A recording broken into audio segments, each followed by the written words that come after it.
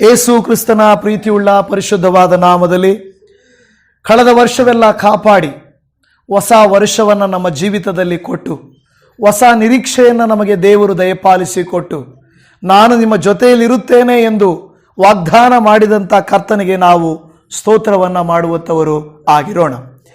ದೇವಜನವೇ, ಕೆಲವರು ಹೇಳೋದನ್ನು ನಾವು ನೋಡಿರ್ತೀರಿ, ನಮ್ಮ ದೇಶದ ಗಡಿ ಭಾಗಗಳಲ್ಲಿ ಸೈನಿಕರು ಇರುವುದರಿಂದಲೇ ನಾವು ಇಲ್ಲಿ ಸಮಾಧಾನವಾಗಿ ನಿದ್ದೆ ಮಾಡ್ತಾ ಇದ್ದೀವಿ ಅಂತ ಹೇಳ್ತಾರೆ. ಹೌದಲ್ವಾ? ಯಾಕೆಂದರೆ ನಮ್ಮ ದೇಶವನ್ನು ಅವರು ಗಡಿಗಳಲ್ಲಿ ಕಾಯುತ್ತಿರುವುದರಿಂದ ನಾವು ಸಮಾಧಾನವಾಗಿ ಇದ್ದೇವೆ ಎಂಬುದಾಗಿ. ನಿಜಾನೇ, ನಮ್ಮ ದೇಶದ ಗಡಿಗಳಲ್ಲಿ ಸೈನಿಕರು ಕಾಯುತ್ತಿದ್ದಾರೆ, ನಾವು ಸಮಾಧಾನವಾಗಿ ಶಾಂತಿಯಾಗಿದ್ದೇವೆ. ಆದರೆ ನಮ್ಮ ಮನೆಗಳಲ್ಲಿ, ನಮ್ಮ ಮನಸ್ಸುಗಳಲ್ಲಿ, ನಮ್ಮ ಕೆಲಸಗಳಲ್ಲಿ ಬರುವ ಅಸಮಾಧಾನಗಳನ್ನು ಯಾವ ಸೈನಿಕ ಕಾಪಾಡ್ತಾರೆ? ಯಾವ ಸೈನಿಕ ಕಾಪಾಡ್ತಾರೆ? ಗಡಿಯನ್ನು ಕಾಯ್ತಾರೆ ನಿಜ, ಆದರೆ ನಮ್ಮನ್ನು ಕಾಯೋರು ಯಾರು? ನಮ್ಮ ಮನೆಯನ್ನು ಕಾಯೋರು ಯಾರು? ಮನುಷ್ಯರಲ್ಲ, ಅದು ದೇವರು. ಹಲ್ಲೆಲೂಯಾ. ಹೌದು ಪ್ರಿಯ ದೇವಜನವೇ, ನಾವು ದೇವರಲ್ಲಿ ನಿಜವಾದ ಭಕ್ತಿ ಉಳ್ಳವರಾಗಿ, ದೇವರನ್ನು ಹಾತುಕೊಂಡವರಾಗಿ, ದೇವರ ದೃಷ್ಟಿಯಲ್ಲಿ ಒಳ್ಳೆಯದನ್ನು ನಾವು ಮಾಡುವವರಾದರೆ ದೇವರು ಖಂಡಿತವಾಗಿ ನಮಗೆ ಸಹಾಯ ಮಾಡುತ್ತಾರೆಂದು ದೇವರ ವಾಕ್ಯವು ನಮಗೆ ಭರವಸೆಯನ್ನು ಕೊಡುವಂಥದ್ದು ಆಗಿದೆ. ಈ ದಿನ ನಾನು ಎರಡು ಪೂರ್ವಕಾಲ ವೃತ್ತಾಂತ ಗ್ರಂಥದಿಂದ, ಪೂರ್ವಕಾಲ ವೃತ್ತಾಂತ ಗ್ರಂಥ 14ನೇ ಅಧ್ಯಾಯದಲ್ಲಿ ಕೆಲವು ವಿಷಯಗಳನ್ನು ದೇವರಾತ್ಮನ ಪ್ರೇರೇಪಣೆಯಿಂದ ನಿಮಗೆ ತಿಳಿಸಲಿಕ್ಕೆ ಇಷ್ಟಪಡುತ್ತಾ ಇದ್ದೇನೆ. ಅಲ್ಲಿ ನಾವು ನೋಡುವಾಗ ಒಂದು ಅರಸನಿದ್ದನು, ಆ ಅರಸನ ಹೆಸರು ಆಸನು ಎಂಬುದಾಗಿ. ಅಲ್ಲಿ ನೀವು ಬೈಬಲಲ್ಲಿ 14ನೇ ಅಧ್ಯಾಯದ ಮೇಲುಗಡೆ ವಾಕ್ಯವು ನೀವು ನೋಡುವಾಗ, ಅರಸನಾದ ಆಸನ ಭಕ್ತಿಯು ಜಯವು ಎಂದು ಹೇಳಲ್ಪಟ್ಟಿದೆ. ಹಲ್ಲೆಲೂಯಾ. ಅವನ ಜಯವು ಒಂದು ಮಿಲಿಟರಿ ಸೈನ್ಯದಿಂದಲೋ, ಒಂದು ವೇಳೆ ಅಧಿಕಾರದಿಂದಲೋ, ಹಣದಿಂದಲೋ, ಯಾವುದರಿಂದಲೋ ಅಲ್ಲ. ಅವನ ಜಯವು ಬಂದಿದ್ದು ಎಲ್ಲಿಂದಂತೆ? ಭಕ್ತಿಯಿಂದ. ಎಲ್ಲಿಂದ?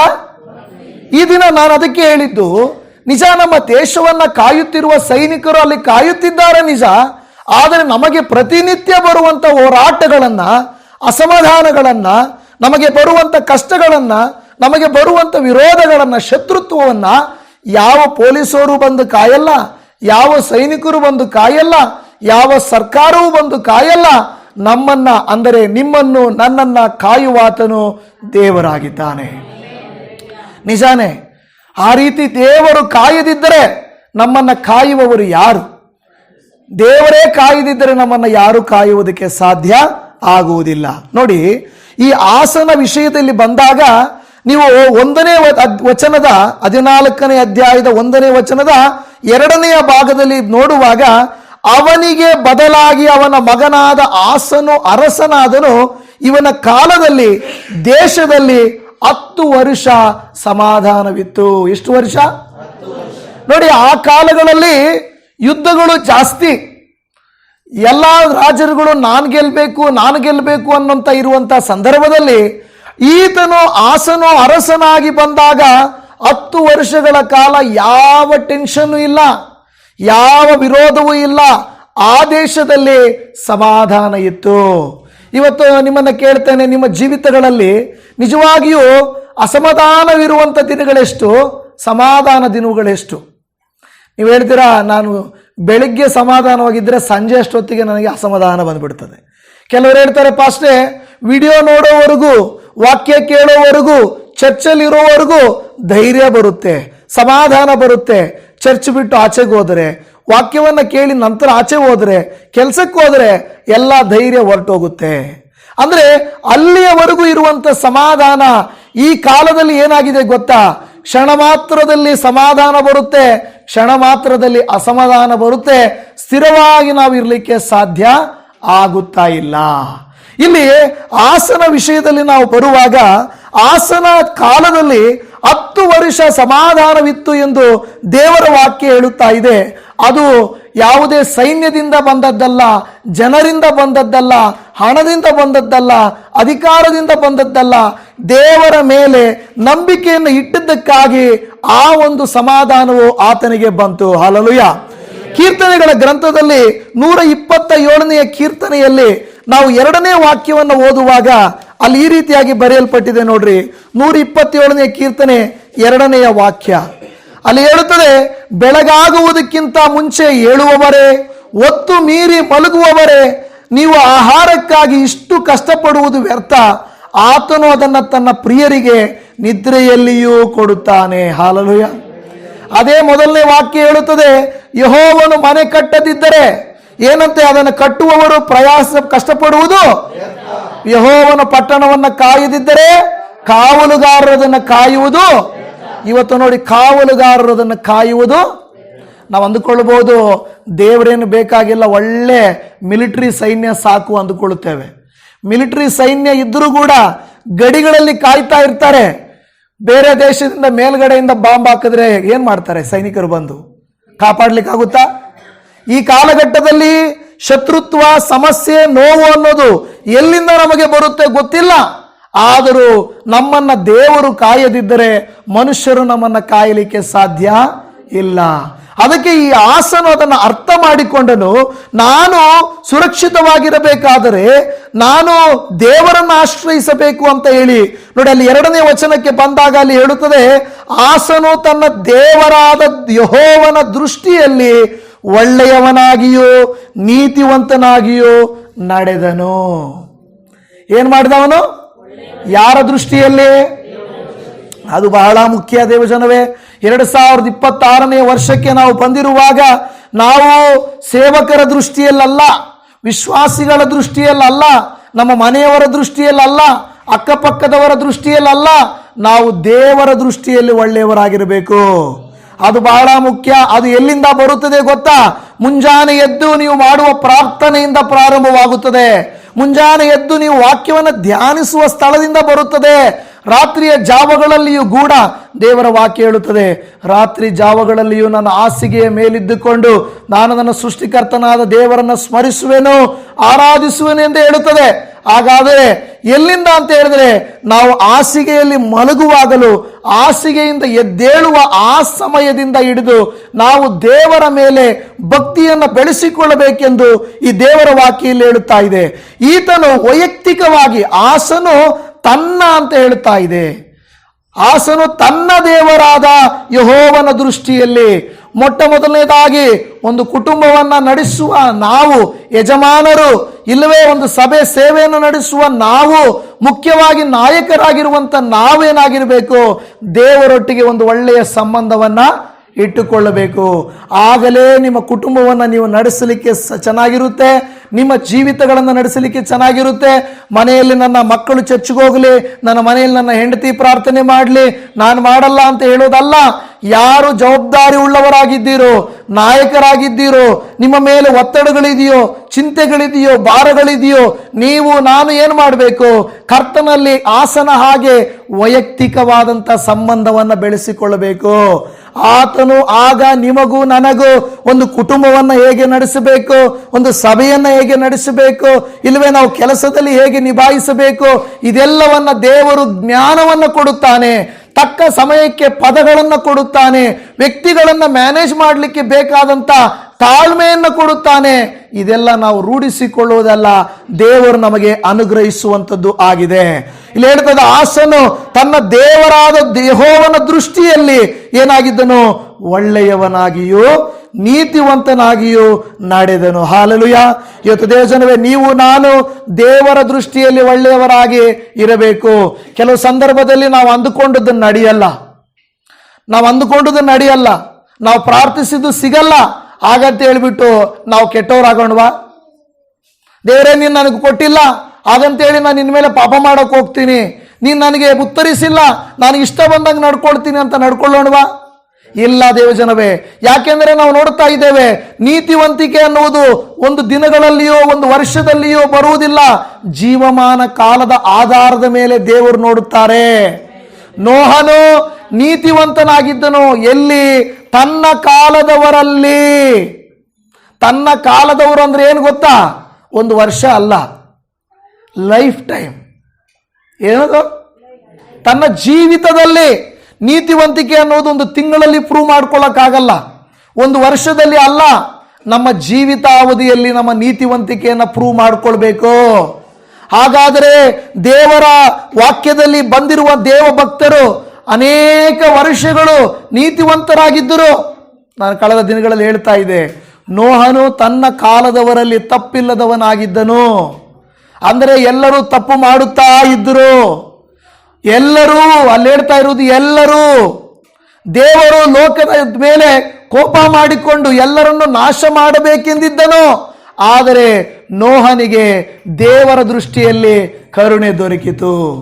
ಅವನೊಬ್ಬನೇ, ನಾನು ಹೇಳ್ತಾ ಇದ್ದೆ ನೋಹನ ಮಕ್ಕಳಿಂದ ಅಂತ ಬರೆಯಲಿಲ್ಲ, ನೋಹನ ಹೆಂಡತಿಯಿಂದ ಅಂತ ಬರೆಯಲಿಲ್ಲ.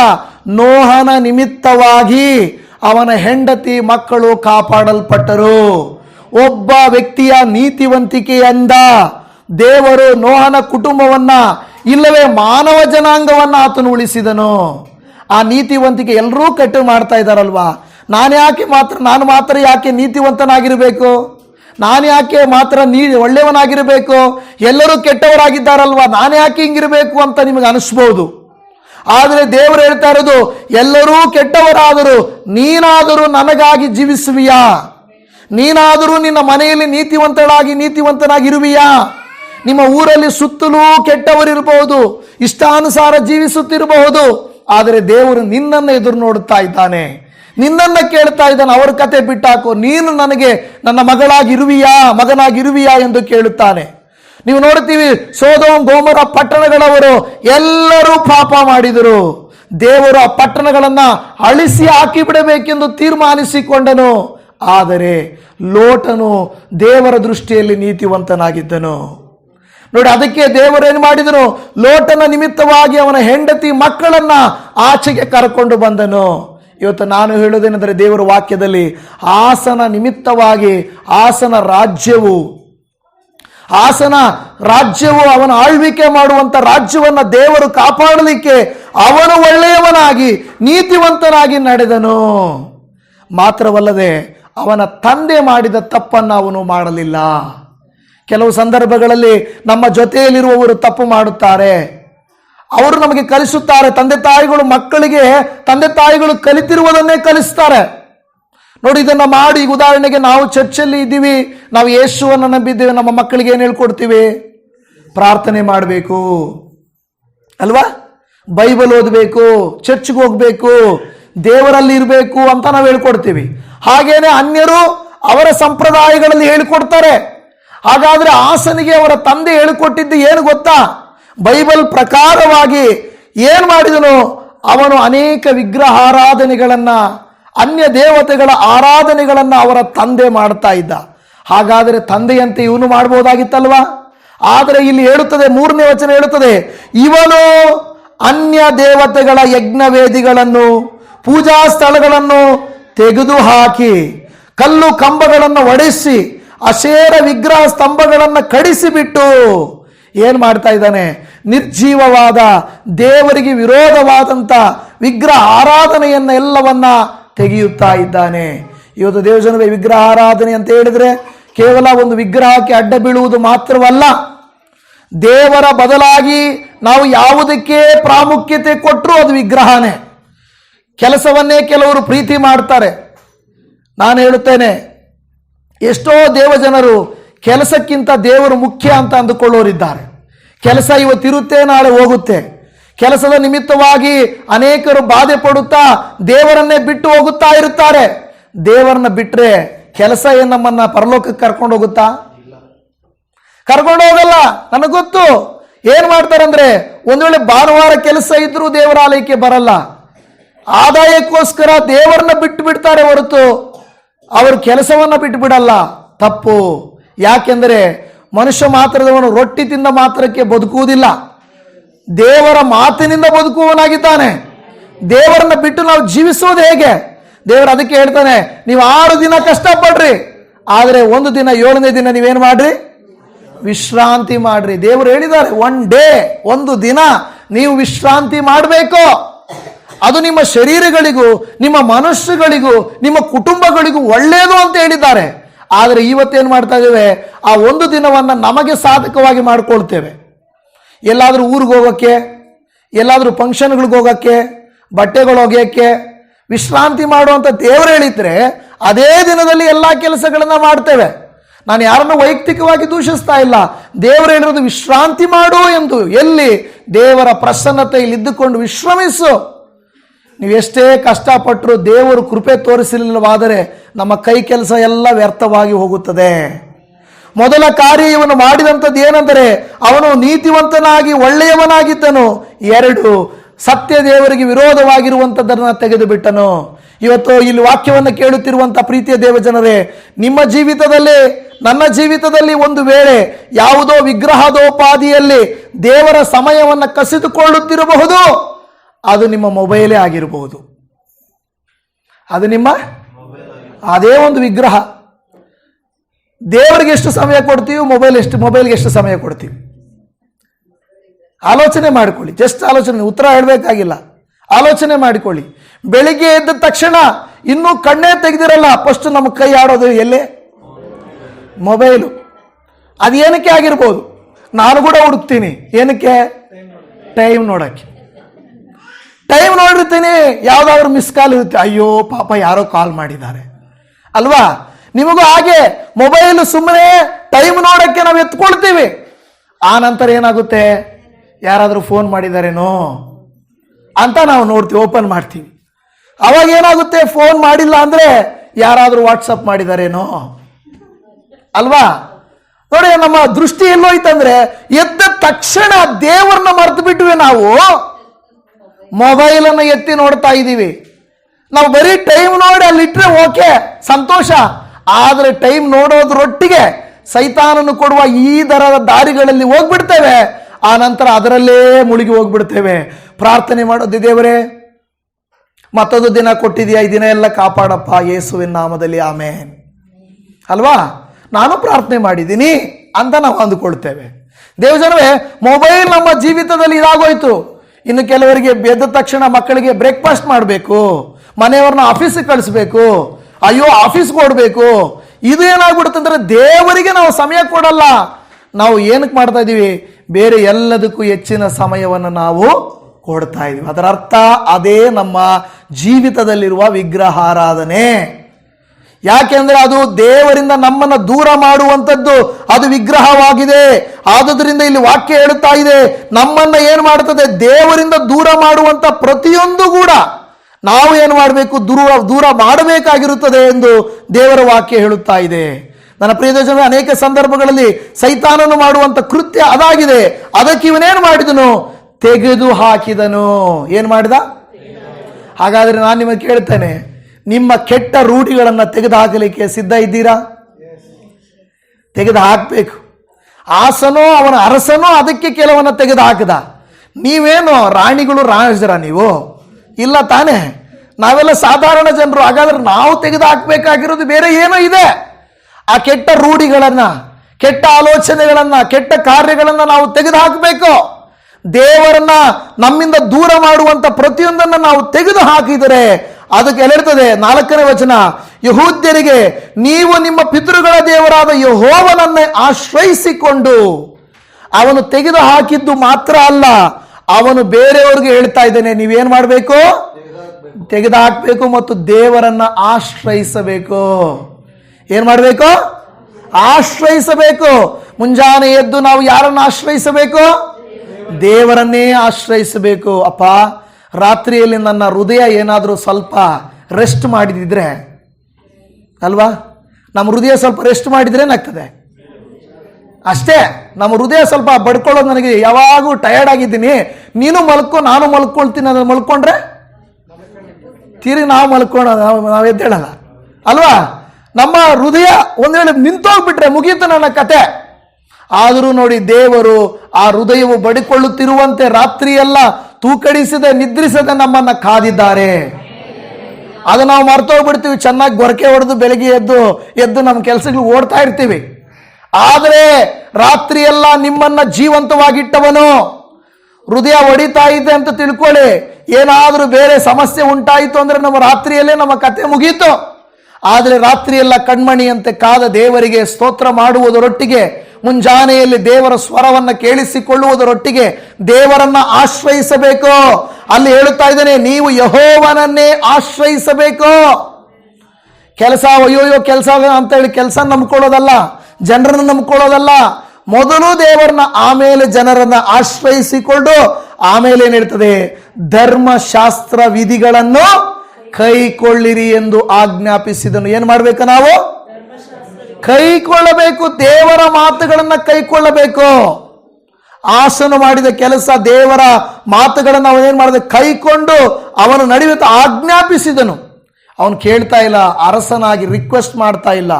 ತಂದೆ ತಾಯಿಗಳಾಗಿರುವಂತ ನೀವು ನಾನು, ಕುಟುಂಬದ ಯಜಮಾನರಾಗಿರುವಂತ ನೀವು ನಾನು, ಮನೆಯವರನ್ನ ರಿಕ್ವೆಸ್ಟ್ ಅಲ್ಲ, ಆಜ್ಞಾಪಿಸಬೇಕು. ಯಾವುದಕ್ಕೆ? ದೇವರಲ್ಲಿ ಬೆಳೆಯಲಿಕ್ಕೆ. ಮಕ್ಕಳಿಗಾಗಲಿ, ನಾನೇ ಆಗಲಿ, ನೀವೇ ಆಗಲಿ, ಮಕ್ಕಳಿಗೂ ಮನೆಯವರಿಗೂ ಏನ್ ಮಾಡಬೇಕು?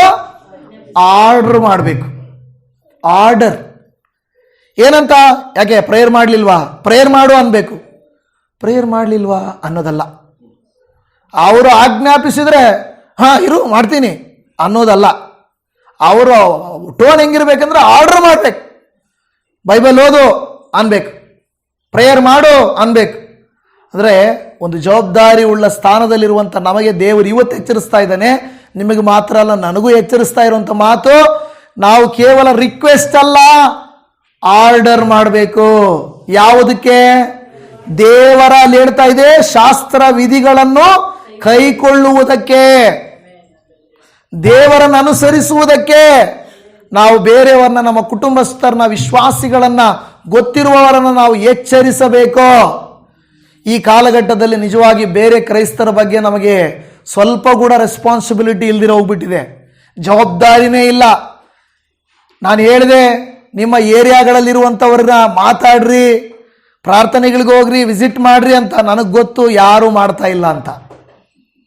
ನನಗೆ ಗೊತ್ತು. ಯಾಕೆ ಆ ಕ್ವಶನ್ ಕೇಳಿ ಸುಮ್ಮನೆ ನಿಮ್ಮ ಕೈಗಳೆತ್ಸಿ ಸುಮ್ಮನೆ ಇದು ಮಾಡೋದು? ಯಾಕೆಂದರೆ ಅನೇಕ ನಾವೇನು ಅಂದ್ಕೊಳ್ತೀವಿ ಅಂದರೆ, ನಾವೂ ಸೇವೆ ಮಾಡಬೇಕು, ನಾವೂ ದೇವರ ಮಕ್ಕಳು ಅಂತ ಅಂದ್ಕೊಳ್ತೀವಿ ಬರೀ. ಆದರೆ ದೇವರ ಆಜ್ಞೆಗಳನ್ನು ಕೈಕೊಂಡು ನಡೆಯೋದಿಲ್ಲ. ಎಲ್ಲ ಕ್ರೈಸ್ತರಿಗೂ ಏಸಪ್ಪ ಕೊಟ್ಟಿರುವಂಥ ಒಂದು ದೊಡ್ಡ ಆಜ್ಞೆ, ಹೊರಟು ಹೋಗಿರಿ, ಭೂಮಿಯ ಕಟ್ಟ ಕಡೆಯವರೆಗೆ ಶುಭ ವರ್ತಮಾನವನ್ನು ಸಾರಿರಿ ಅಂತ. ಎಲ್ಲಿ ಭೂಮಿಯ ಕಟ್ಟ ಕಡೆಯವರೆಗೂ? ನಾನು ಹೇಳ್ಬೋದು, ಪಾಸ್ಟೇ ಅದು ದೇವರೇ ನನಗೂ ವೀಸಾ ಕೊಡಿಸು, ನನಗೆ ಫ್ಲೈಟ್ ಟಿಕೆಟ್ ಕೊಡಿಸು, ನಾನು ಹೋಗ್ತೀನಿ ಅಂತ.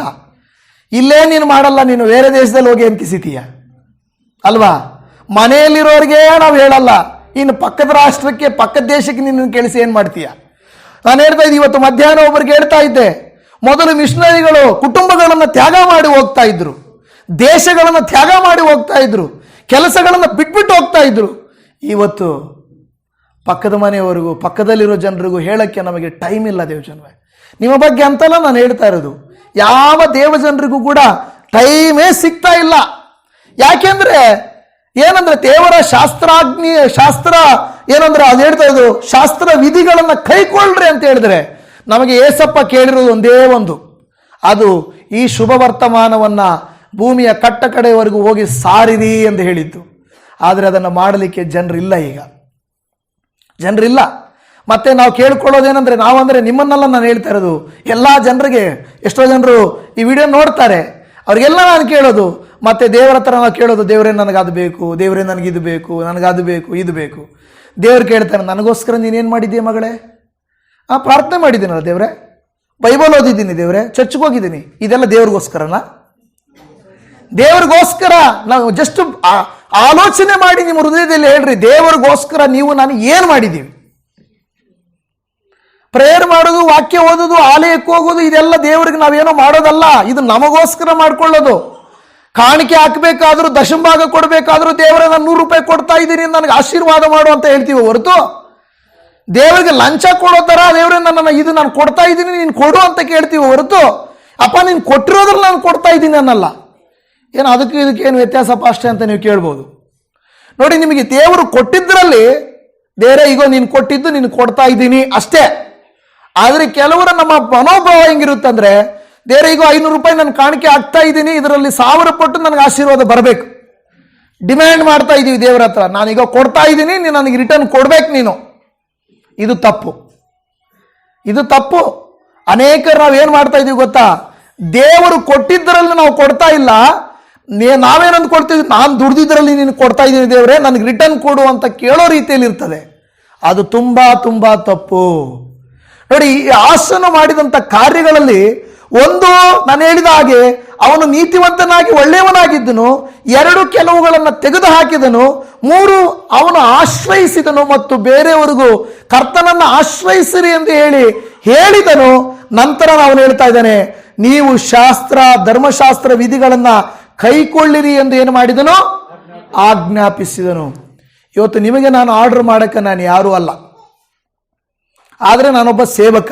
ಎಚ್ಚರಿಸುವುದಷ್ಟೇ ನಮ್ಮ ಕೆಲಸ. ಅದನ್ನು ಕೈಕೊಂಡು ನಡೆಯುವುದು, ನಡೆಯದೆ ಹೋಗುವಂಥದ್ದು ನಿಮ್ಮ ಕೆಲಸ. ಹೇಳ್ದೇ ಇಲ್ಲ ಅಂತ ದೇವರು ನನ್ನನ್ನು ಕೇಳ್ತಾನೆ, ಮಾಡ್ದೇ ಇಲ್ಲ ಅಂತ ನಿಮ್ಮ ಕೇಳ್ತಾರ? ನಿಮ್ಮ ವಿಶ್ವಾಸಿಗಳು ಮಾಡಿದ್ರೆ ಇಲ್ಲ ಅಂತ ನನ್ನನ್ನು ಕೇಳ್ತಾರ? ಹೇಳ್ದ ಇಲ್ಲ ಅಂತ ನನ್ನನ್ನು ಕೇಳ್ತಾರೆ ದೇವರು, ಖಂಡಿತ. ಮಾಡಿದ ಇಲ್ಲ ಅಂತ ನಿಮ್ಮನ್ನು ಕೇಳ್ತಾರೆ ಅಷ್ಟೇ. ನನ್ನ ಕೆಲಸ ಮಾಡಿ ಮುಗಿಸಿದೆ. ಹಾಗೇನೆ ನೀವು ನಾನು ದೇವರ ರಾಜ್ಯಕ್ಕಾಗಿ, ನೀತಿಗಾಗಿ ದುಡಿಯುವುದಕ್ಕೆ ನಾವು ಪ್ರಯಾಸ ಪಡಬೇಕು. ಅಲ್ಲಿ ಹೇಳ್ತದೆ ಆಜ್ಞಾಪಿಸಿದನು. ಆನಂತರ ನೋಡ್ರಿ 5ನೇ ವಚನಕ್ಕೆ ಬರುವಾಗ, 2 ಪೂರ್ವಕಾಲ ವೃತ್ತಾಂತ 14:5, ಯಹೂದದ ಎಲ್ಲ ಪಟ್ಟಣಗಳೊಳಗಿಂದ ಪೂಜಾ ಸ್ಥಳಗಳನ್ನು, ಸೂರ್ಯಾಸ್ತ ಸ್ತಂಭಗಳನ್ನು ತೆಗೆದು ಹಾಕಿದನು. ಇವನ ಆಳಿಕೆಯ ರಾಜ್ಯದೊಳಗೆ ಸಮಾಧಾನವಿತ್ತು. ತೆಗೆದು ಹಾಕುವುದು, ನೀವು ತೆಗೆದು ಹಾಕಿದರೆ ದೇವರು ಸಮಾಧಾನ ಕೊಡ್ತಾನೆ. ಏನು ತೆಗೆದು ಹಾಕಬೇಕು ಪಾಸ್ಟ್ರೆ? ದೇವರು ಹೇಳ್ತಾನೆ, ನಾನು ನಿಮ್ಮನ್ನು ಎಚ್ಚರಿಸ್ತೇನೆ. ದೇವರು ಹೇಳ್ತಾನೆ, ನಿಮ್ಮಲ್ಲಿರುವ ಕೋಪವನ್ನು ತೆಗೆದು ಹಾಕಬೇಕು, ನಿಮ್ಮಲ್ಲಿರುವಂಥ ಅಸೂಯೆಯನ್ನು ತೆಗೆದು ಹಾಕಬೇಕು, ನಿಮ್ಮಲ್ಲಿರುವಂಥ ಕ್ಷಮಿಸದೇ ಇರುವಂಥ ಗುಣವನ್ನು ತೆಗೆದು ಹಾಕಬೇಕು, ಬೇರೊಬ್ಬರ ಮೇಲಿರುವಂಥ ಸಿಟ್ಟು, ಬೇರೊಬ್ಬರ ಮೇಲಿರುವಂಥ ದ್ವೇಷ, ಇದನ್ನು ನೀವು ತೆಗೆದುಹಾಕಬೇಕು. ಆವಾಗಲೇ ನಿಮ್ಮಲ್ಲಿ ಸಮಾಧಾನ ಬರುತ್ತೆ. ಇಲ್ಲ ಅಂದರೆ ಅದೇನು ಹೇಳ್ತಾರಲ್ಲ, ಹೊಟ್ಟೆ ಕಿಚ್ಚು ಅನ್ನೋದು ಪರರನ್ನು ಸುಡೋದಿಲ್ಲಂತೆ, ತಮ್ಮನ್ನು ಸುಡುತ್ತದೆ. ಕಿಚ್ಚು ಪರರನ್ನು ಸುಟ್ಟರೆ ಹೊಟ್ಟೆ ಕಿಚ್ಚು ನಮ್ಮನ್ನು ಸುಡ್ತದಂತೆ. ಹಾಗಾದರೆ ನಮ್ಮಲ್ಲಿ ಹೊಟ್ಟೆ ಕಿಚ್ಚಿಟ್ಕೊಂಡು, ಜಗಳ ಇಟ್ಟುಕೊಂಡು, ಎಲ್ಲ ಕೆಟ್ಟತನ ಇಟ್ಕೊಂಡಿದ್ರೆ, ತೆಗೆದು ಹಾಕದೆ ಹೋದರೆ ಕಷ್ಟ ಯಾರಿಗೆ? ನಮಗೇ ನಷ್ಟ, ಇನ್ನೇನು ಬೇರೆಯವ್ರಿಗಲ್ಲ. ಬೇರೆಯವ್ರ ಮೇಲೆ ಕೋಪ ಮಾಡಿಕೊಂಡ್ರೆ ಅವ್ರಿಗ ನಷ್ಟ, ನಮಗ. ಬೇರೆಯವ್ರ ಮೇಲೆ ದ್ವೇಷ ಇಟ್ಕೊಂಡ್ರೆ, ಅಸೂಯೆ ಪಟ್ರೆ, ಹೊಟ್ಟೆ ಕಿಚ್ಚುಪಟ್ರೆ, ಅವ್ರು ಚೆನ್ನಾಗಿ ನಿದ್ದೆ ಮಾಡಿ ಗೊರಕೆ ಹೊಡಿತಾ ಇರ್ತಾರೆ. ನೀವೇ ಎದ್ದು ಕೂತ್ಕೊಂಡು ಅವ್ರು ಹಂಗೆ ಮಾಡಿಬಿಟ್ರಲ್ವಾ, ಅವ್ರಿಗೆ ಹಂಗೆ ಮಾಡಬೇಕು, ಇವ್ರಿಗೆ ಹಿಂಗೆ ಮಾಡಬೇಕು, ಅವಾಗ ಹಂಗೆ ಹೇಳಬೇಕು ಅಂತ ನಾವೇ ಎದ್ದಿರ್ತೀವಿ. ನಾವೇ ನಿದ್ದೆ ಕೆಡ್ತಾ ಇರ್ತೀವಿ, ಅವ್ರು ಚೆನ್ನಾಗಿ ಸುತ್ತ ನಿದ್ದೆ ಮಾಡ್ತಾ ಇರ್ತಾರೆ. ಅದಕ್ಕೆ ದೇವರು ಹೇಳ್ತಾರೆ, ನೀವು ಅದನ್ನು ಬಿಟ್ಬಿಡ್ರಿ, ನೀವು ಮಲ್ಕೊಂಡು ನಿದ್ದೆ ಮಾಡ್ರಿ. ನಿಮಗೆ ಯಾರಾದರೂ ಮೋಸ ಮಾಡಿದ್ರಾ? ನಿಮಗೆ ಯಾರಾದರೂ ದ್ವೇಷ ಮಾಡಿದ್ರಾ? ನಿಮಗೆ ಯಾರಾದರೂ ತೊಂದರೆ ಕೊಟ್ರಾ?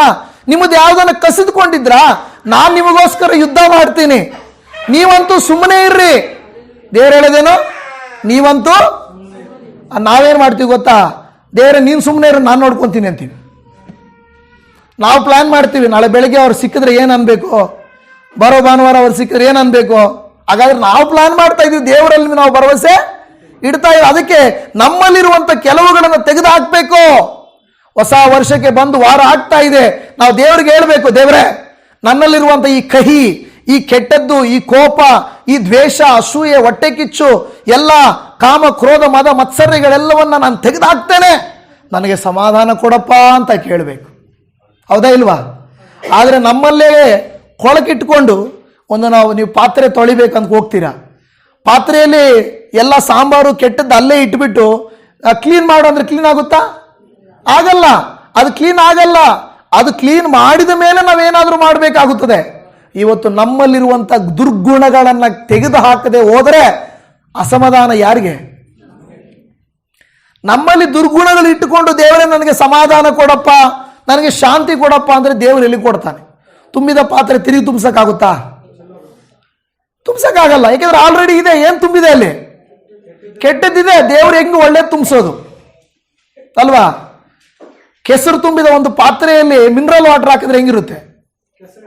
ಕೆಸರೇನೆ, ವೇಸ್ಟ್ ಅದು. ಹಾಗೆ ನಮ್ಮ ಜೀವಿತಗಳಲ್ಲಿ ದುರ್ಗುಣಗಳನ್ನು ತೆಗೆಯಬೇಕು, ದೇವರಲ್ಲಿ ನಾವು ಇರಬೇಕು. ನೋಡಿ, ಆನಂತರ ಮುಂದಕ್ಕೆ ಬೇಗ ಹೋಗ್ತೇನೆ. ಇವನ ಆಳ್ವಿಕೆಯಲ್ಲಿ ರಾಜ್ಯದೊಳಗೆ ಸಮಾಧಾನವಿತ್ತು. ಅಲ್ಲಿ 6ನೇ ವಚನ ಹೇಳುತ್ತದೆ, ಯೆಹೋವನ ಅನುಗ್ರಹದಿಂದ ಶತ್ರು ಭಯ ತಪ್ಪಿ. ಹಾಲೆಲೂಯಾ. ಏನ್ ತಪ್ಪಿ? ಇವತ್ತು ಶತ್ರು ಅಂದ್ರೆ ಕೇವಲ ಸೈತಾನನು ಮಾತ್ರ ಅಲ್ಲ, ಸಾಲ, ರೋಗ, ಕಷ್ಟ, ನೋವು ಮತ್ತು ನಮ್ಮ ವಿರೋಧಿಗಳು ಎಲ್ಲರೂ ಬರ್ತಾರೆ. ನಿಮಗೆ ಶತ್ರು ಭಯ ತಪ್ಪಬೇಕಾದರೆ ಆಸನ ಹಾಗೆ ಕೆಲವನ್ನ ತೆಗೆದು ಹಾಕಬೇಕು, ದೇವರನ್ನು ಆಶ್ರಯಿಸಬೇಕು, ನೀತಿವಂತರಾಗಿರಬೇಕು, ಒಳ್ಳೆಯವರಾಗಿರಬೇಕು. ಆಗ ನಿಮ್ಮ ನನ್ನ ಜೀವಿತದಲ್ಲಿ ಇರುವ ಶತ್ರು ಭಯಗಳನ್ನು ತಪ್ಪಿಸುತ್ತಾನೆ. ಯಾವ ಯುದ್ಧವೂ ಇಲ್ಲ. ನಮ್ಮ ಮನೆಗಳಲ್ಲಾಗಲಿ ನಮ್ಮ ಮನಸ್ಸುಗಳಲ್ಲಿ ಕೆಲವು ಸಾರಿ ಮನೆಯಲ್ಲಿ ಬಿಟ್ಬಿಡ್ರಿ, ನಮ್ಮಲ್ಲೇ ಒಂದು ಗೊಂದಲಗಳು ಇಲ್ವಾ? ಮನೆಯಲ್ಲಿ ಬಿಡ್ರಿ, ಆಫೀಸಲ್ಲಿ ಬಿಡ್ರಿ, ನಮ್ಮೊಳಗೆ ಒಂದು ಹೋರಾಟ ಇರ್ತದೆ. ತುಂಬ ಹೋರಾಟಗಳಿದೆ, ತುಂಬ ಕನ್ಫ್ಯೂಷನ್ಸ್ ಬರ್ತಾ ಇರ್ತದೆ, ತುಂಬ ಏನೋ ಸಮಾಧಾನನೇ ಇರಲ್ಲ, ನಮ್ಮಲ್ಲೇ ಸಮಾಧಾನ ಇರಲ್ಲ, ನಮ್ಮಲ್ಲೇ ಗೊಂದಲಗಳು, ನಮ್ಮಲ್ಲೇ ಗಲಿಬಿಲಿಗಳು. ಅದು ಹೋಗಬೇಕಾದ್ರೆ ಇಲ್ಲಿ ಹೇಳ್ತಾ ಇದೆ, ಅದೆಲ್ಲ ಹೋಗಬೇಕು. ಆ ವರ್ಷಗಳಲ್ಲಿ ಯಾವ ಯುದ್ಧವೂ ಇಲ್ಲದೆ ದೇಶದಲ್ಲಿ ಸಮಾಧಾನವಿದ್ದದ್ದರಿಂದ ಇವನು ಯಹೂದದಲ್ಲಿ ಏನು ಮಾಡಿದನು? ಕೋಟೆ ಕೊತ್ತಲುಗಳುಳ್ಳ ಪಟ್ಟಣಗಳನ್ನು ಕಟ್ಟಿಸಿದನು. ಅದಕ್ಕೆ ನಾನು ಆವಾಗಲೇ ಹೇಳಿದೆ ಏನಂದರೆ, ನಮ್ಮ ಹತ್ರ ಸಮಾಧಾನ ಇದ್ದರೆ, ನಮ್ಮ ಹತ್ರ ಏನಾದರೂ ಉಳಿದ್ರೇನೆ ನಾವೇನಾದರೂ ಮುಂದುವರಿಯಕ್ಕೆ, ಅಭಿವೃದ್ಧಿ ಹೊಂದಲಿಕ್ಕೆ ಸಾಧ್ಯ. ಆದರೆ ಇದು ಅಸಮಾಧಾನ ಇತ್ತು, ನಮಗೆ ಎಲ್ಲ ಶತ್ರುಗಳಿದ್ದರು, ಎಲ್ಲ ಅಲ್ಲೆಲ್ಲೇ ಹೋಗ್ತಾ ಇದೆ. ನಾನು ಆಲೋಚನೆ ಮಾಡ್ತಾ ಇದ್ದೆ, ನೀವು ಆಲೋಚನೆ ಮಾಡ್ರಿ, ನಮ್ಮ ದೇಶದಲ್ಲಿ ಮಿಲಿಟರಿಗೆ, ನಮ್ಮ ದೇಶದಲ್ಲಿ ಆಯುಧಗಳಿಗೆ ಖರ್ಚು ಮಾಡೋದು, ನಮ್ಮ ದೇಶದಲ್ಲಿ ಮಾತ್ರ ಅಲ್ಲ, ಪ್ರಪಂಚದಲ್ಲಿ ಎಲ್ಲ ದೇಶಗಳು ಉಪಯೋಗಿಸುವ ಆ ಮಿಲಿಟರಿಗೆ ಉಪಯೋಗಿಸುವ ದುಡ್ಡನ್ನು ಬಡವರಿಗೆ ಕೊಟ್ಟರೆ ಬಡತನ ಇರುತ್ತಾ? ಎಲ್ಲ ದೇಶಗಳು ನಾನು ಹೇಳ್ತಾರೆ, ನಮ್ಮ ದೇಶ ಮಾತ್ರ ಅಲ್ಲ, ಪ್ರಪಂಚ ದೇಶಗಳು ಎಷ್ಟು ದುಡ್ಡನ್ನು ಮಿಲಿಟರಿ ಮೇಲೆ ಹಾಕ್ತಾ ಇದ್ದಾರೆ, ಅಷ್ಟು ದುಡ್ಡು ಜನರಿಗೆ ಕೊಟ್ಬಿಟ್ರೆ, ಇನ್ವೆಸ್ಟ್ ಮಾಡಿಬಿಟ್ರೆ, ಬಿಡಪ್ಪ ಎಲ್ಲೋ ಬದುಕೊಳ್ರಿ ಅಂತ ಹೇಳಿದ್ರೆ ಯಾರಿಗೂ ತೊಂದರೆ ಇಲ್ಲ. ಆದರೆ ಎಷ್ಟು ದುಡ್ಡು ಗೊತ್ತಾ? ಬಡವರು ಬಡವರಾಗೇ ಇದ್ದಾರೆ. ದೇಶ ಕಾಪಾಡ್ಕೊಳ್ಳೋಕ್ಕೆ ದೇಶದ ಬಡ್ಜೆಟ್ಟಲ್ಲಿ, ನನಗೆ ಗೊತ್ತಿಲ್ಲ ನಮ್ಮ ಬಡ್ಜೆಟ್ ಎಷ್ಟು ಅಂತ, ಆ ಬಡ್ಜೆಟ್ಟಲ್ಲಿ ಮೊದಲನೇದೋ ಎರಡನೇದೋ ಮೂರನೇದೋ ಭಾಗ ಮಿಲಿಟ್ರಿಗೆ ಕೊಡಬೇಕಾಗುತ್ತೆ. ನೋಡಿದ್ರೆ ಎಂಥ ವಿಪರ್ಯಾಸ. ಜನರಿಗೆ ಭಯಪಡ್ತಾ ಇದ್ದಾರೆ. ಮಿಲಿಟ್ರಿ ಯಾರನ್ನ ಕಾಪಾಡಕ್ಕೆ? ಹಾವುಗಳು, ಸಿಂಹಗಳು, ಕ್ರೂರ ಮೃಗಗಳಿಂದ ಕಾಪಾಡಕ? ಜನರಿಂದ ಕಾಪಾಡಕ್ಕೆ. ಹಾಗಾದ್ರೆ ನಾವೇ ಬುದ್ಧಿವಂತರ? ಬೇರೆ ದೇಶದವ್ರು ಬುದ್ಧಿವಂತರಲ್ಲ? ಬೇರೆ ದೇಶದವ್ರಿಗೆ ಪಾಪ, ಅಯ್ಯೋ ಪಾಪ, ಕರುಣೆ ಇಲ್ವಾ? ಇದೆ, ಮಾನವರಿಗೆ ಎಲ್ಲ ಅರ್ಥ ಆಗುತ್ತೆ. ಆದರೂ ಮಾನವರಿಂದ ಮಾನವರನ್ನ ಕಾಪಾಡಿಕೊಳ್ಳಿಕ್ಕೆ ಮಿಲಿಟರಿ ಬೇಕು, ದುಡ್ಡು ಖರ್ಚು ಮಾಡಬೇಕು, ಅಣುಬಾಂಬುಗಳನ್ನು ತಯಾರು ಮಾಡಬೇಕು, ಬಂದೂಕುಗಳು, ಬಂಕರ್ಗಳು, ಇವೆಲ್ಲ ಯಾಕೆ? ನೋಡಿ, ದೇವರು ವಾಕ್ಯ ಹೇಳುತ್ತದೆ, ಕ್ಷಮಿಸ್ಬಿಡ್ರಪ್ಪ, ಕೊಟ್ಬಿಡ್ರಪ್ಪ, ಸಮಾಧಾನದಿಂದಿರಪ್ಪ. ಈ ರೂಲನ್ನು ಪಾಲನೆ ಮಾಡಿದ್ರೆ ಪ್ರಪಂಚದಲ್ಲಿ ಯಾವುದು ಏನು ಕೂಡ ತೊಂದರೆ ಆಗುವುದಿಲ್ಲ. ಪ್ರಿಯ ದೇವಜನವೇ, ಆದರೆ ದೇವರ ಮಾತು ಕೇಳಕ್ಕೆ ಮನುಷ್ಯರು ತಯಾರಿಲ್ಲ. ಅದಕ್ಕೆ ಏನಂದ್ರೆ ತಮ್ಮನ್ನು ತಾವು ಕಾಪಾಡಿಕೊಳ್ಳಿಕ್ಕೆ ಬಾಧೆ ಪಡೆದ. ಇವತ್ತು ನಾವು ಅಷ್ಟೇನೆ, ನಮ್ಮ ಸಮಾಜದಲ್ಲಿ ಕಳ್ಳತನಗಳು, ಕೊಲೆಗಳು, ಮೋಸಗಳು, ವಂಚನೆಗಳು, ಅದರಿಂದ ಕಾಪಾಡಿಕೊಳ್ಳಿಕ್ಕೆ ಪೊಲೀಸರು ಬೇಕು, ಅಧಿಕಾರಿಗಳು ಬೇಕು, ಎಲ್ಲ ದುಡ್ಡು, ಟ್ಯಾಕ್ಸು ಎಲ್ಲ ಹೋಗ್ತಾನೇ ಇದೆ. ಆದರೆ ಅದೆಲ್ಲ ನಮ್ಮ ಹತ್ರ ಇದ್ರೆ ಎಷ್ಟು ಚೆನ್ನಾಗಿ ನಾವು ಜೀವನ ಮಾಡಬಹುದು. ದೇವಜನರು, ಅದಕ್ಕೆ ದೇವರ ವಾಕ್ಯ ಹೇಳುತ್ತದೆ, ದೇವರ ನೀತಿಯಂತೆ ನಡೆದರೆ ಖಂಡಿತ ದೇವರ ಆಶೀರ್ವಾದ ಇದ್ದೇ ಇರ್ತದೆ. ಇವತ್ತು ನೀವು ನಾನು ಏನು ಮಾಡೋಣ? ಹೊಸ ವರ್ಷದಲ್ಲಿ ದೇವರಿಗೆ ಹೇಳೋಣ, ಅಪ್ಪ ದೇವರೇ, ನನ್ನ ಮೇಲೆ ಕೃಪೆ ತೋರಿಸಯ್ಯ. ಈ ಆಸನ ಭಕ್ತಿಯಂತೆ, ಈ ಆಸನಂತೆ ನಾನು ನನ್ನ ಕುಟುಂಬ ಇರಬೇಕಪ್ಪ ಅಂತ ಹೇಳಿ ನಾವು ಕಣ್ಣುಗಳನ್ನು ಮುಚ್ಚಿ ಪ್ರಾರ್ಥನೆ ಮಾಡಿಕೊಳ್ಳೋಣ. ನೀವು ನಾನು ಒಂದು ದೇವರಿಗೆ ಹತ್ರ ಮನವಿ ಮಾಡಿಕೊಳ್ಳೋಣ. ಅಪ್ಪ, ಆಸನು ಅಧಿಕಾರಕ್ಕೆ ಬಂದಾಗ, ಆಳ್ವಿಕೆಗೆ ಬಂದಾಗ ಅವನು ಒಳ್ಳೆಯವನು, ನೀತಿವಂತನೂ ಆಗಿದ್ದನು ಸ್ವಾಮಿ.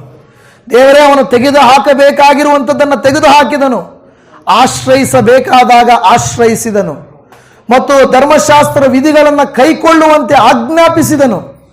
ಆದುದರಿಂದ ಅವನ ದೇಶದಲ್ಲಿ ಶತ್ರು ಭಯವಿರಲಿಲ್ಲ, ಯಾವ ಯುದ್ಧವಿರಲಿಲ್ಲ, ಯಾವ ಅಸಮಾಧಾನ ಇರಲಿಲ್ಲ, ಎಲ್ಲ ಬೆಳವಣಿಗೆ ಉಂಟಾಯಿತು. ದೇವರೇ, ಇವತ್ತು ಕರ್ತನೇ, ನಮ್ಮ ವೈಯಕ್ತಿಕ ಜೀವಿತಗಳಲ್ಲಿಯೂ ನಮ್ಮ ಕುಟುಂಬಗಳಲ್ಲಿಯೂ ಅದೇ ರೀತಿಯಾಗಿ ನೀವು ನಮ್ಮನ್ನು ಉನ್ನತಿಗೆ ತರಬೇಕೆಂದು ನಾವು ಪ್ರಾರ್ಥಿಸ್ತಾ ಇದ್ದೇವೆ.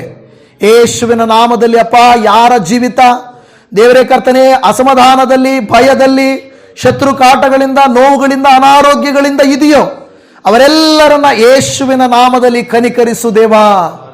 ನೀವು ಸಮಾಧಾನವನ್ನು ಏರ್ಪಡಿಸಿರಿ ದೇವಾ. ಆಸನ ಜೀವಿತದಲ್ಲಿ, ಆಸನ ರಾಜ್ಯದಲ್ಲಿ ಹೇಗೆ ಸಮಾಧಾನವಿತ್ತೋ, ಯುದ್ಧ ರಹಿತವಾಗಿತ್ತೋ, ಅದೇ ರೀತಿಯಲ್ಲಿ ನಮ್ಮ ಜೀವಿತಗಳಲ್ಲಿ ಕಷ್ಟರಹಿತವಾಗಿ, ಸಮಾಧಾನ ಉಳ್ಳವರಾಗಿ, ಆಶೀರ್ವಾದ ಉಳ್ಳವರಾಗಿರುವಂತೆ ನೀವು ಕನಿಕರಿಸಿರಿ ಎಂದು ಬೇಡಿಕೊಳ್ಳುತ್ತಾ ಇದ್ದೇವೆ. ದೇವಜನ ಎಲ್ಲರೂ ನೀವು ಪ್ರಾರ್ಥನೆ ಮಾಡ್ರಿ. ಇದು ಪ್ರಾರ್ಥಿಸಬೇಕಾದ ಸಮಯ. ಅಪ್ಪ, ಇವತ್ತು ನಾವು ಕೇಳಿದ ವಾಕ್ಯದಂತೆ ನಿನ್ನ ಆಜ್ಞೆಗಳನ್ನು ಕೈಕೊಂಡು ನಡೆಯುವಂತೆ, ನಿಮ್ಮನ್ನು ಆಶ್ರಯಿಸುವಂತೆ, ತೆಗೆದು ಹಾಕಬೇಕಾಗಿರುವಂಥವುಗಳನ್ನು ತೆಗೆದು ಹಾಕುವಂತೆ, ಅನುಸರಿಸಬೇಕಾಗಿರುವಂಥವುಗಳನ್ನು ಅನುಸರಿಸುವಂತೆ ನನ್ನ ಹೃದಯವನ್ನು ತೆರೆ, ನನಗೆ ಸಹಾಯ ಮಾಡಪ್ಪ ಎಂದು ಕೇಳಿಕೊಳ್ಳಿರಿ. ಹಾಲೆಲೂಯ. ಎಲ್ಲರೂ ನಿಮ್ಮ ಬಾಯನ್ನು ತೆರೆದು ದೇವರಿಗೆ ಸ್ತೋತ್ರ ಮಾಡಿ ಪ್ರಾರ್ಥನೆ ಮಾಡ್ರಿ. ಒಂದು ನಿಮಿಷ ಪ್ರಾರ್ಥನೆ ಮಾಡ್ರಿ. ಅಪ್ಪ, ನನಗೆ ಸಹಾಯ ಮಾಡಪ್ಪ ದೇವರೇ, ಶತ್ರು ಭಯಗಳಿಂದ ತಪ್ಪಿಸಪ್ಪ, ನಿನ್ನನ್ನು ಆಶ್ರಯಿಸುವುದಕ್ಕೆ ನನಗೆ ಕಲಿಸಪ್ಪ. ನನ್ನ ಜೀವಿತದಲ್ಲಿ ಭಯಪಡಿಸುವ, ನನ್ನನ್ನು ಬಲಹೀನಗೊಳಿಸುವ, ನನ್ನನ್ನು ನೋವುಪಡಿಸುವ, ನನ್ನನ್ನು ಚಿಂತೆಗೊಳಪಡಿಸುವ ಕಾರ್ಯಗಳನ್ನು ಯೇಸುವಿನ ನಾಮದಲ್ಲಿ ತೆಗೆದು ಹಾಕಿಬಿಡು. ಆತ್ಮನೇ ನಮ್ಮನ್ನು ಆವರಿಸಿಕೊಳ್ಳಿರಿ, ಪವಿತ್ರಾತ್ಮನೇ ನಮ್ಮನ್ನು ಆವರಿಸಿಕೊಳ್ಳಿರಿ, ಆತ್ಮ ಸ್ವರೂಪನಾದ ದೇವರೇ ನಮ್ಮನ್ನು ಆವರಿಸಿಕೊಳ್ಳಿರಿ. ಸ್ತೋತ್ರ. ಆಗ ನಮ್ಮಿಂದ ಎಲ್ಲವೂ ಕರ್ತನೆ ತೊಲಗಿ ಹೋಗುತ್ತದೆ. ಸ್ತೋತ್ರ. ಅಪ್ಪ, ನಮ್ಮ ಮೊರೆಗಳನ್ನು ಆಲಿಸಿದಕ್ಕಾಗಿ ವಂದನೆ.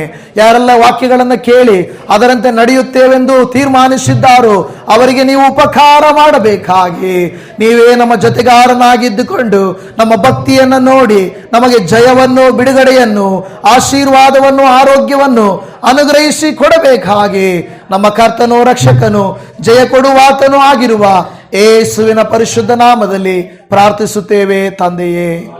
ಆಮೇನ್, ಆಮೇನ್.